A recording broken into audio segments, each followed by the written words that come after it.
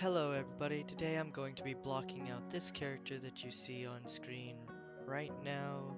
If you have any questions or anything, please feel free to leave a comment down below, like, share, subscribe, all that good stuff. And also, if you'd like to get this model, it will be on my Gumroad for about $3. With that being said, let's kind of get into it. So I kind of start off every project the same way as I said in my last video, just by getting my reference images into Blender and kind of setting them up.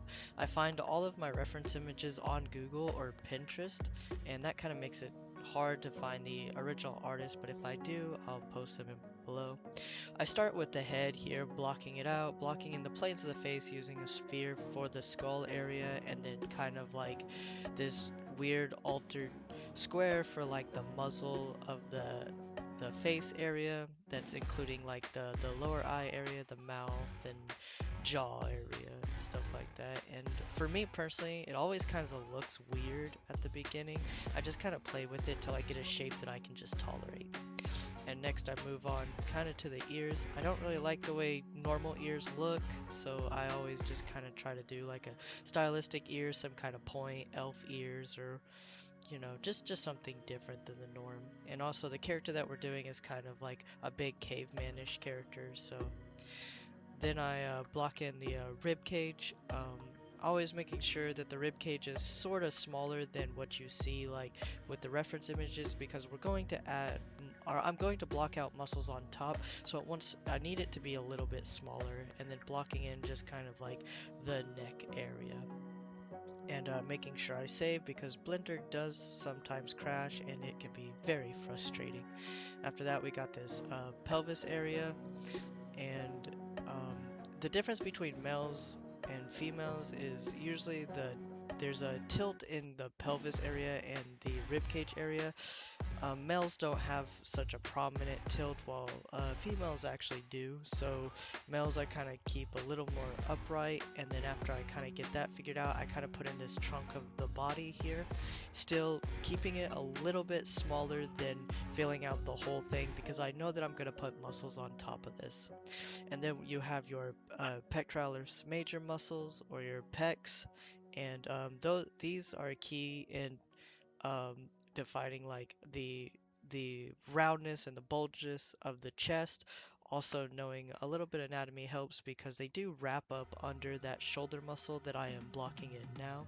And this character has a very big shoulder muscle. A lot of these superficial muscles, which are like the showy muscles, the muscles you can really see, are really big on this character. That's kind of why I picked this character to do, because I like how big the muscles are.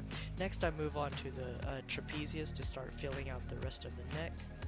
And what you saw me do there is I'm usually live in Discord while I do this, and people come in and ask me questions about anatomy stuff, and I use the annotate tool to draw over and just kind of explain some things. But yeah, so we're continuing on with the trapezius muscle. It's pretty big, extends from the top of the skull down to kind of the mid to upper back, and you can kind of play around with that area. But this is going to give you like that fullness of the neck, like the thicker areas of the neck, and it makes usually male characters look pretty strong.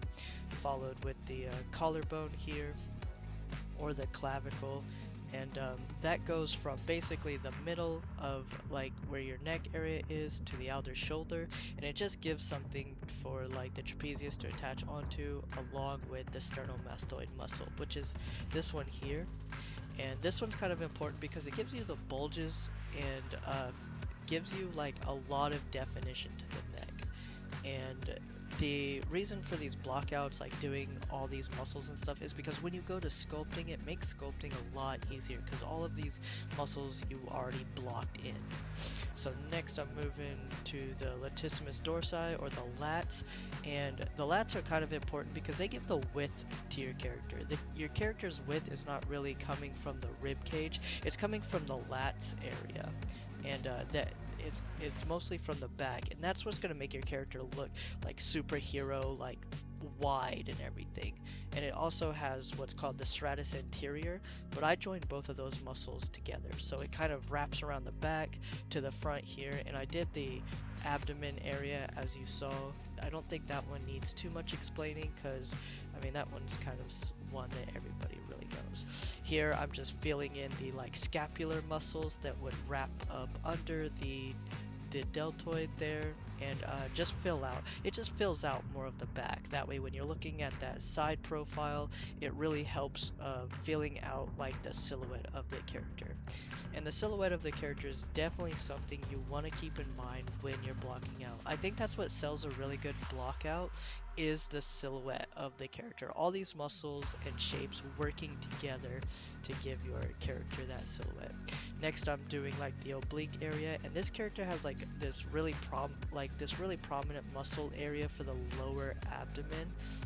And I try to kind of just block that in with like shaping it because I thought it was really nice. I think it looked really good. It creates that nice V that a lot of gym boys, gym guys, we aspire to like kind of get that nice looking V area there, and it kind of just lays over the hips really well within the drawing, and so I really wanted to mimic that on this character.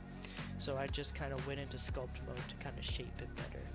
Next I'm working on these two like cylinder muscles that are on the lower back, and then annotating again, talking to somebody about the ab area and how many abs we actually have and their setup, and then I go straight back to this these lower back muscles that again they just add to this side profile, making this character look kind of bumpy and very buff, like very big, like no fat on them whatsoever. They're just very muscularly.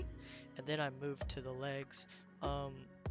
Recently I've been breaking the legs out into two muscles. I didn't do it on this one because I'm still a little uncomfortable doing that, because sometimes it can make the character's legs look a little funky, and I'm kind of self-conscious about that. So I just left it for one piece in this one, and then I moved straight down to the lower part of the leg and the calf. Our boy here has some chunky calf muscles. He does not miss leg day for sure. And I just tried to capture the basically like the silhouette and kind of the shape of it using that reference picture. Moving on to the feet. I don't like doing feet because they never look right to me. They always turn out looking like clown shoes in my personal opinion, and it's something I kind of really need to work on, but I'm working on it while doing these blockouts and like kind of getting that experience in, because I feel like it's definitely a quantity over quality thing. The more you do, the better you're gonna get at it. And then we move to the butt cheeks here. He's not flat butt. He's definitely got some cake back there. I don't give him the full Pixar treatment, but I definitely add some definition there, definitely to kind of fill it out. I think it looks better for the character that I'm currently blocking out. He's already got a bunch of big muscles, and as you can see in the reference images, he's not lacking in the ass department.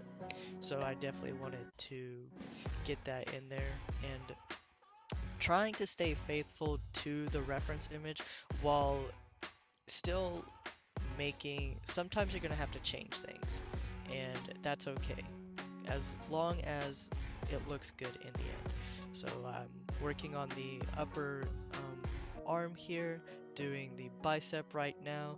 I put in a main piece just to kind of like give me an idea of where these two muscles need to go, the muscles being the bicep and the tricep, and that kind of gives me like an idea of where I can start adding these muscles on and just forming them together, and then moving on to the lower part of the arm. And it's always good to go around your model as you're doing things and fixing things that you see.